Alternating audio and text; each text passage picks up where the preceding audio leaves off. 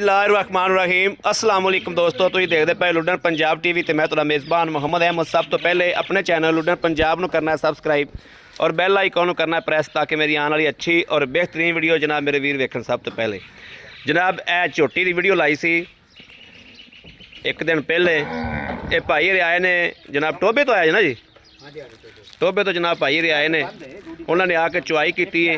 चुआई करके जनाब तसल्ली की, तसल्ली करके जनाब ए लोडिंग करावन लगे हैं जी। बुजुर्गों मड़ा इधर आया जो। अस्सलाम वालेकुम जी। अस्सलाम वालेकुम भाई साहब, की हाल ने?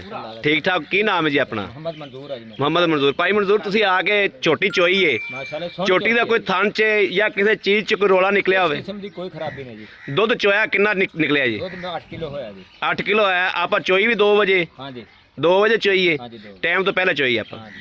ठीक है ना जी। और कोई मसला मसाइल साढ़े आया साढ़े कोई तुहानू गलत?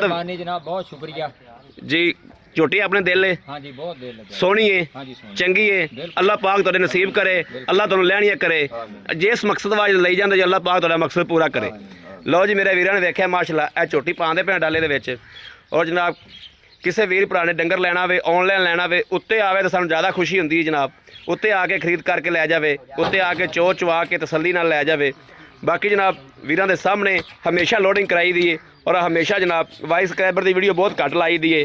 और अल्लाह पाक का शुक्र है अज तक जो डंगर लाया है वो जनाब विकया है, रहा कोई नहीं। ए जनाब माशाअल्लाह इन्नी कोई सील साऊ मझ है भी मूँह जिमें मर्जी फड़ी जाओ, मरचा दी जाओ, गंढे दी जाओ, जो मर्जी दी जाओ। कर्म वाली घर की चोई पीती हुई है, कोई रोला ही कोई नहीं, कोई टेंशन ही कोई नहीं माशाअल्लाह। ए जनाब लोड कराती है कर्म वाली और वीरां दे सामने आ माशाअल्लाह। मगर बच्चा है दूजा कट्टा है पूरा कराए उठा जो गोया करो जो। ए जनाब गड्डी नंबर मेरे वीर वेखते पे ने। और किसी वीर भरा ने जनाब डंगर लेना हो 0307 00 15 881 इस नंबर पर जनाब व्हाट्सअप मौजूद है। मेरे वीर 24 घंटे जनाब रबता कर सकते हैं। बाकी जनाब उम्मीद करा कि साड़ी अज वाली वीडियो मेरे वीरों पसंद आएगी।